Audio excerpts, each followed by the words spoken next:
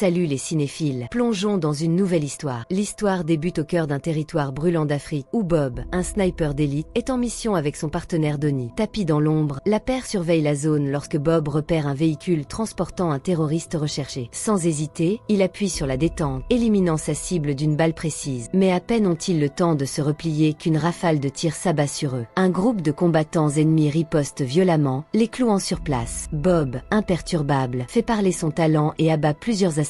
Pourtant, la situation dégénère rapidement. Un hélicoptère surgit dans le ciel, larguant des bombes autour d'eux. Sentant le danger, Bob tente d'appeler la CIA à l'aide, mais aucune réponse ne lui parvient. Soudain, un cri de douleur déchire l'air. Donnie vient d'être touché. Le sang coule, la vie quitte son regard. Bob est submergé par une rage incontrôlable. Il ajuste son fusil et ouvre le feu sur l'hélicoptère. Ses premières balles manquent leur cible, mais après quelques secondes de concentration, il parvient à l'abattre dans une explosion infernale. 3 ans s'écoulent. Bob, désormais retiré de l'armée, mène une existence paisible, loin du tumulte, accompagné de son chien dans une cabane reculée. Son passé semble derrière lui, jusqu'au jour où un homme vient troubler cette tranquillité. Isaac Johnson, haut responsable de la CIA, se présente à sa porte avec une requête pressante. Un attentat contre le président est imminent, et seul un expert comme Bob peut les aider à déjouer l'attaque. D'abord réticent, Bob refuse. Il a laissé cette vie derrière lui. Mais Isaac insiste, exposant l'ampleur de la menace. Peu à peu, Bob comprend qu'il ne peut ignorer l'urgence de la situation. Finalement, il accepte la mission. Avant de partir, Isaac lui transmet tous les détails et lui donne rendez-vous à Washington la semaine suivante. 7 jours plus tard, Bob arrive dans la capitale, où le président doit bientôt prononcer un discours crucial. Après une analyse minutieuse, il informe Isaac. L'attaque se déroulera à Philadelphie. Son intuition s'avère précieuse, et on lui demande d'être présent le jour du discours. L'attente prend fin. Le moment fatidique approche. Depuis une salle surplombant la ville, Bob et Isaac observent les lieux avec attention. Un nouvel élément entre en jeu. Michael Zohar, un agent clé chargé de la sécurité présidentielle. Mais alors que le président monte sur scène, Bob réalise que l'instant est parfait pour une attaque. Il alerte immédiatement Isaac et son équipe. Il faut évacuer le président, et vite. Cependant, avant même qu'il ne termine sa phrase, un coup de feu retentit. Un policier dans la pièce ouvre le feu sur lui. Simultanément, un sniper inconnu tire et touche le président. Bob n'a qu'une fraction de seconde pour réagir. Il plonge à travers la fenêtre, échappant de justesse au piège qui se referme sur lui. Dans la panique, Isaac et son équipe effacent toute trace et laissent derrière eux un fusil sniper marqué des empreintes de Bob, fabriquant ainsi un coupable parfait. Pendant ce temps, Nick, un agent du FBI, tente d'arrêter Bob.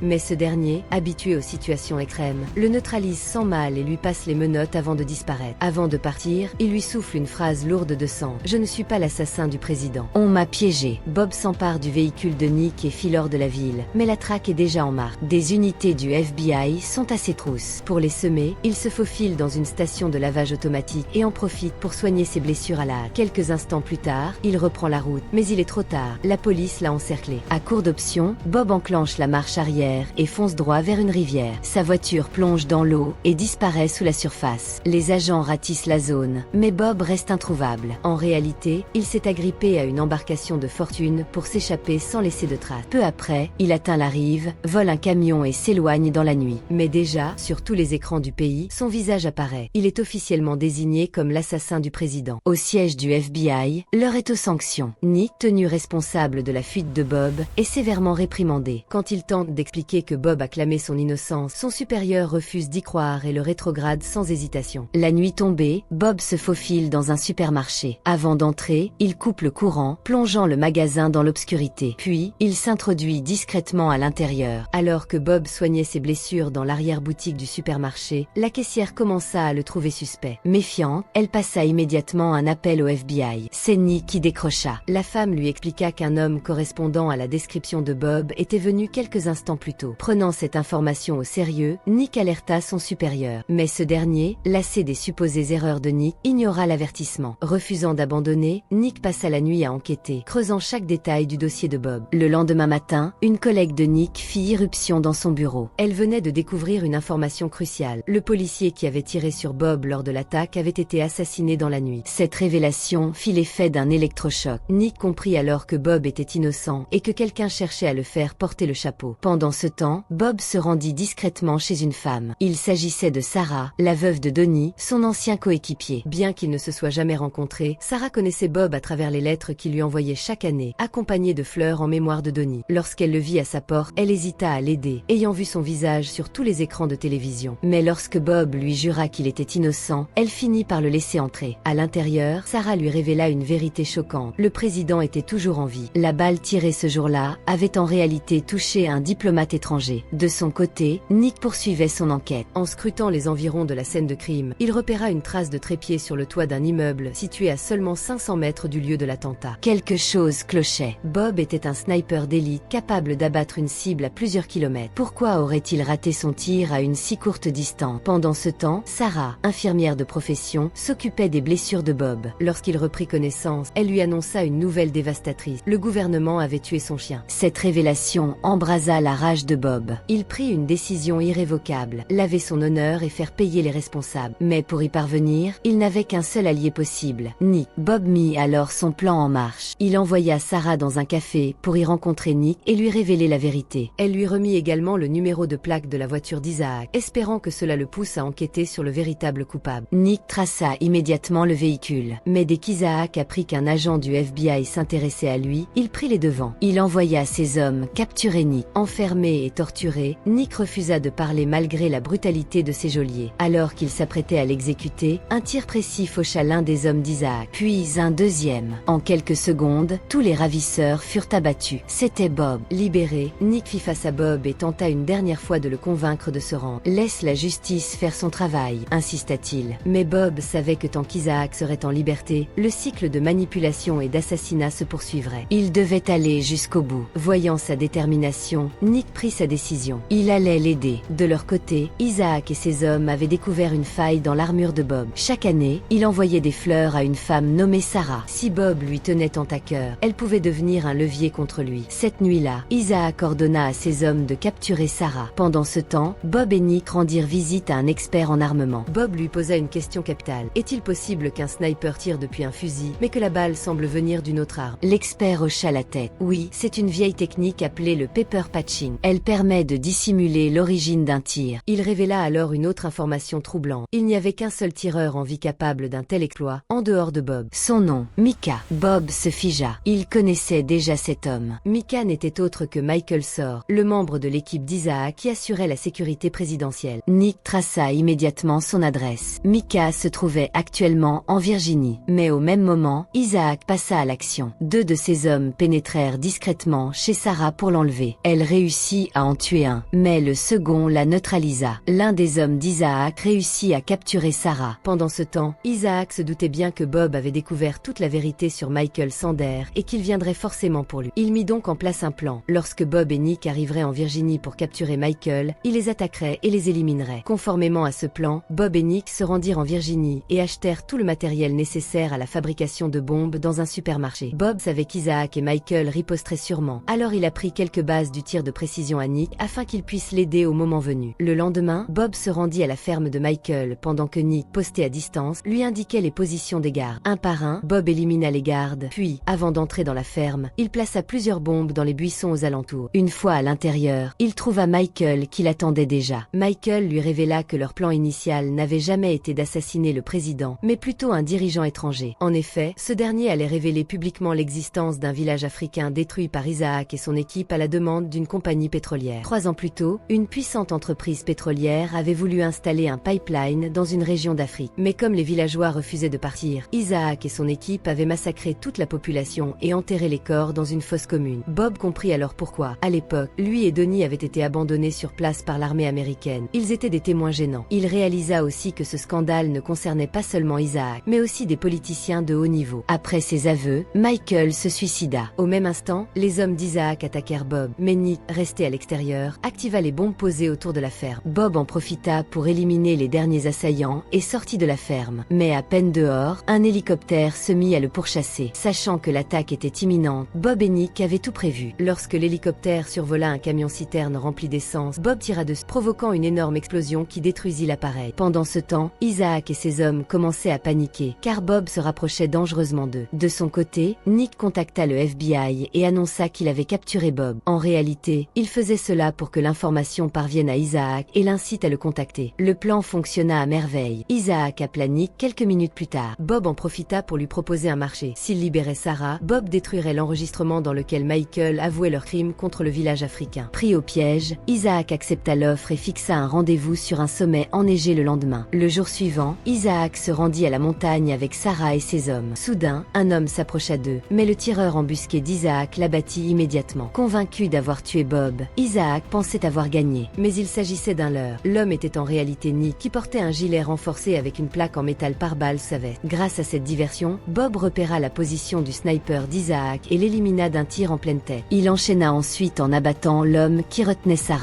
Pendant ce temps, au siège du FBI, le directeur reçut une lettre envoyée par Nick. Dans ce courrier, il lui détaillait toute l'affaire et révélait la vérité sur les crimes d'Isaac et son réseau de corruption. Dès qu'il prit connaissance de ces informations, il envoya immédiatement une équipe sur la montagne pour arrêter Bob et Isaac. Sur le sommet enneigé, après avoir éliminé le sniper, Bob se prépara pour l'affrontement final. Bob fit face à Isaac et ses hommes, et Nick confisqua leurs armes. Mais soudain, Sarah s'empara d'un pistolet et abattit l'un des hommes d'Isaac, car c'était lui qui l'avait kidnappé et torturé. Bob calma Sarah, puis se mit à discuter avec Isaac et Malcolm. Malcolm expliqua à Bob que la preuve qu'il détenait, à savoir l'enregistrement de Michael, ne leur ferait aucun mal, car de hauts responsables du gouvernement étaient également impliqués dans ce scandale. Bob comprit alors que s'il publiait ces preuves, non seulement il mettrait sa propre vie en danger, mais il condamnerait aussi Nick et Sarah. Pour éviter cela, il brûla l'enregistrement sous leurs yeux. C'est à ce moment que l'équipe du FBI arriva et arrêta tout le monde. Bob, Isaac et ses hommes furent tous placés en garde à vue. Quelques jours plus tard, Bob fut présenté devant le tribunal. Isaac et ses complices étaient également présents. Pour prouver son innocence, Bob demanda à récupérer son fusil trouvé sur la scène du crime. Il expliqua au juge qu'avant de quitter sa maison ce jour-là, il avait retiré les percuteurs de son arme, rendant impossible toute utilisation. Pour démontrer ses dires, il pointa l'arme sur Nick et appuya sur la détente. Comme prévu, aucun coup ne partit. Ce test confirma que Bob était innocent, et le tribunal le déclara non coupable. Cependant, Isaac s'en tira sans aucune poursuite, car la seule preuve restante contre lui avait été brûlée par Bob. Ce soir-là, Isaac et Malcolm retournèrent à leur ferme pour célébrer leur victoire. Mais alors qu'ils festoyaient, Bob fit une apparition soudaine et élimina méthodiquement tous les hommes d'Isaac. Lorsqu'Isaac se leva, Bob l'abattit d'une balle en pleine poitrine. Il entra ensuite dans la maison et tua également Malcolm. Avant de quitter les lieux, il fit exploser une conduite de gaz, effaçant ainsi toute trace de son passage. Finalement, Bob avait accompli sa vengeance et rendu justice aux villageois massacrés. Dehors, Sarah l'attendait près de la ferme. Ensemble, ils quittèrent les lieux, prêts à commencer une nouvelle vie. J'espère que cette histoire vous a plu. Dites-moi en commentaire quel a été votre moment préféré. Et bien sûr, je ferai de mon mieux pour répondre à un maximum d'entre vous. On se retrouve bientôt dans une nouvelle vidéo. D'ici là, prenez soin de vous et restez cool.